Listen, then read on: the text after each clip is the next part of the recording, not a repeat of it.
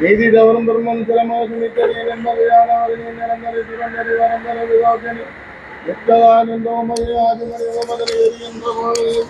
அரசாட்சி செய்தவகினி பேரால் பெருத்தாங்காகினி பெரிய தெய்வமானி இருக்க வேறோ தெய்வம் வேகைக்குதும் மாறா மாறி செய்திடவும் மதியம் மதியம் நீ ஆகும் ஆறா துயரம் போத்தி அருவாய் அதியான அங்காக ஏற போதும்.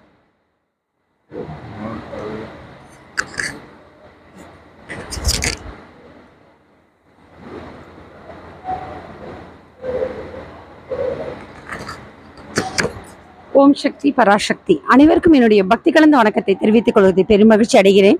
இன்றைக்கு நாம் இருக்கின்ற ஸ்தலம் மிக அற்புத ஸ்தலம் மேல்மலையனூர் மகாமாரியம்மன்.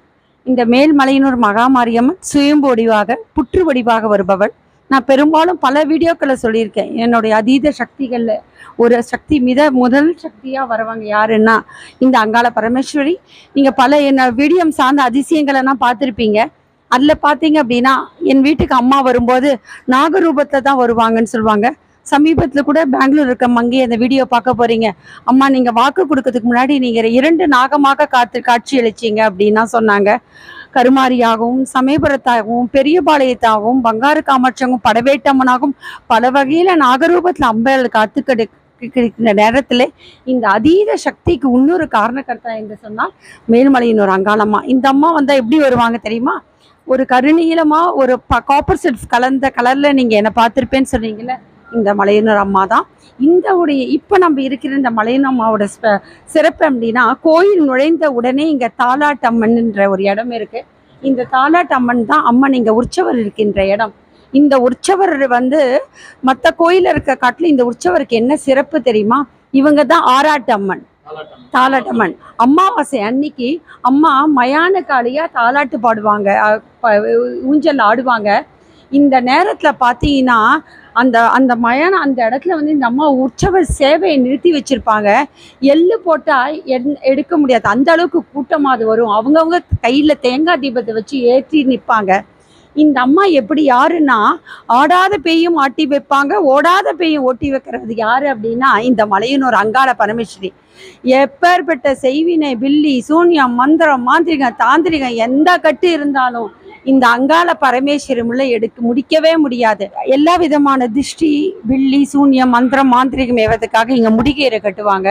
இங்க பாத்தீங்கன்னா குழந்தை பாக்கியம் இல்லாத தம்பதிகளுக்கும், திருமணம் ஆகாதவர்களுக்கும், குடும்பத்துல பிரச்சனைகள் இருக்கவும், இல்லத்துல சகல ஐஸ்வர்யம் வரத்துக்கும் இங்க கிடைக்கிறது. அதே போல இங்க புற்று மண்ணை பிடியா பிடிச்சி வச்சிருப்பாங்க.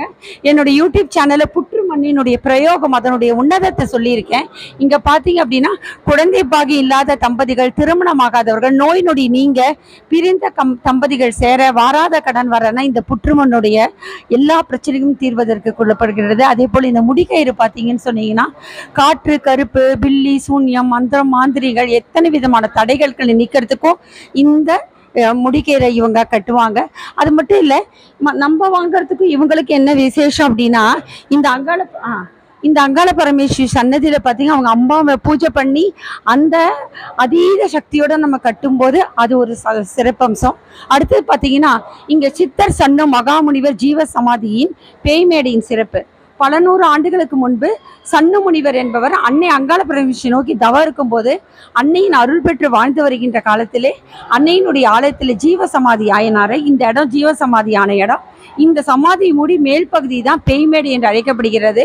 இந்த பேய்மேடை சொல்லும் போது எப்படி சிலுக்குது, புல்லரிக்கிறது பாருங்க.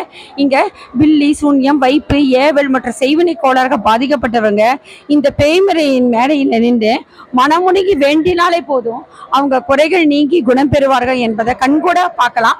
இதுதான் சித்தர் சமாதி. இவர் சன்னு முனிவர் என்பவர்.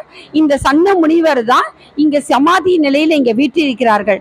எங்கெங்கயோ போவோம், மாந்திரிகத்துல யார்கிட்டயோ போறோம், எங்களால மீள முடியல அப்படின்றவங்க எல்லாமே அந்த கட்டுகள் எடுக்கிறோம், ஆனா திருப்பி எங்களை தாக்குதுன்னு சொல்றவங்க அந்த கட்டுகளை எல்லாம் எடுத்ததுக்கு அப்புறமா நீங்க ஒரு முறை இங்க இருக்கின்ற சன்னு முனிவருடைய சித்த சமாதி பேய்மேடைன்னு சொல்லுவாங்க. எப்பேற்பட்ட பேயும் இங்க நிக்கவே முடியாது, ஓடிடும் நம்ம உடலை விட்டு.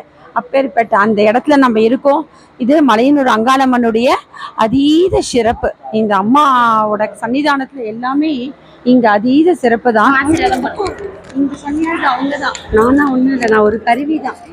இவர் வந்து மலையனூர்ல இந்த 7 பரம்பரையில இருக்காங்க. முதல் பரம்பரையை சேர்ந்தவங்க. வருடத்துக்கு ஒரு முறை அந்தந்த குடும்பத்தை சேர்ந்தவர்கள் வந்து இந்த கோயிலை வந்து முன்னெடுத்து அவங்க பூஜை செய்கின்ற ஒரு தன்மை.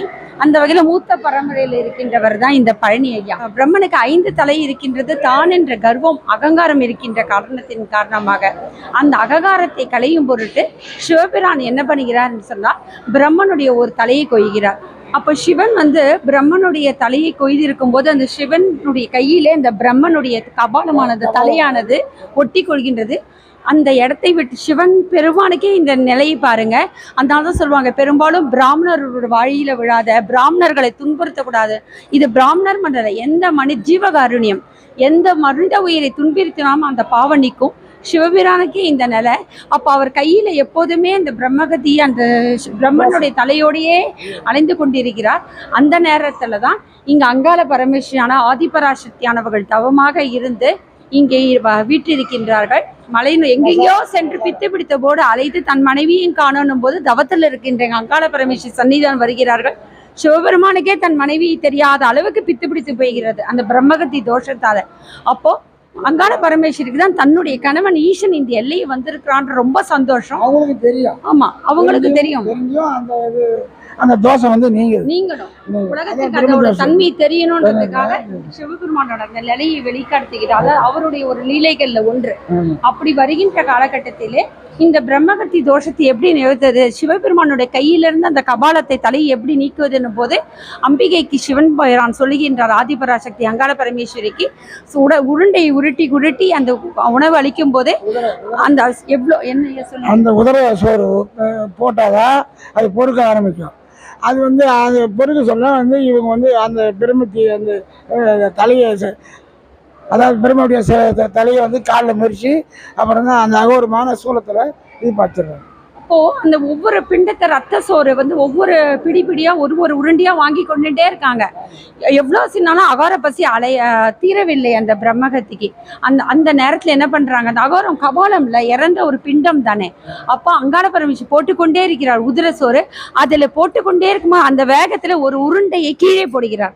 அப்போ தன்னையும் மறந்து அந்த உருண்டையை கவ்வுவதற்காகும் போது சிவபெருமான கையிலிருந்து பிரம்மகத்தி தோஷம் விலகுகின்றது. அந்த நேரத்தில் அங்காள பரமேஸ்வரி தன்னுடைய வலது காலால் அந்த அம்மனை பிரம்மகனை அழித்து அந்த கபாலத்தை அழிக்கின்றார். வலது காலால மெரிக்கிறாங்க. இந்த ஒரு தன்மையுடைய ஒரு ஸ்தலம் தான் இந்த அங்காள பரமேஸ்வரி திருஸ்தலம். எப்பேற்பட்ட தோஷங்களையும் நிவர்த்திக்கின்ற தன்மை என்ன உண்டு என்று சொன்னால் இந்த அங்காள பரமேஸ்வரிக்கு இருக்கின்றது.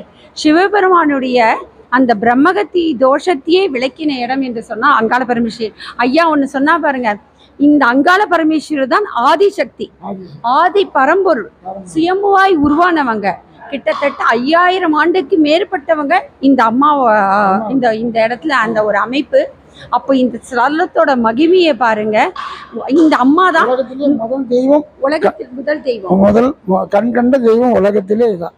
108 அவதாரமா எடுப்பாங்களா, 1008 அவதாரமா எடுப்பாங்கன்னு சொல்லிட்டு பழனி சொன்னாங்க பாருங்க. ஐயா புராணத்துல 108, இதுல வந்து 1008. ராம வாய்மொழி அந்த வாய்மொழி அந்த அது மாதிரி பல அவதாரங்கள் உண்டு. காளியாத்தா பல அவதாரங்கள் உண்டு அம்மாவுக்கு. அந்த வழிபட்ட ஜனங்களுக்கு வராங்க. ஒவ்வொரு இதுக்கும் ஒவ்வொரு அவதாரம். இங்க ஒரு சிறப்பு என்னன்னா ஆராட்டுன்னு சொல்லுவாங்க. ஒவ்வொரு அமாவாசை ஆராட்டு வரும். அந்த சிறப்பு சொல்லுங்க. அதான் தாலாட்டு. அம்மாவுடைய ஊஞ்சல் ஒவ்வொரு அமாவாசைக்கும் 11 மணிலேருந்து 12 மணி வரைக்கும், 11 மணிலேருந்து 12 மணி வரைக்கும் அந்த தாலாட்டு ஊஞ்சல் ஆடப்பட்டது. பக்தர்கள் காட்சி எடுக்கிறாங்க. அந்த பக்தர்கள் காட்சி எடுக்கிறது அவங்க வேண்டுதலை பண்ணி என்னென்ன வேண்டுதலை நினைக்கிறோம் அது மாதிரி நடக்கும். ஐயா இன்னும் ஒரே ஒரு தகவல்.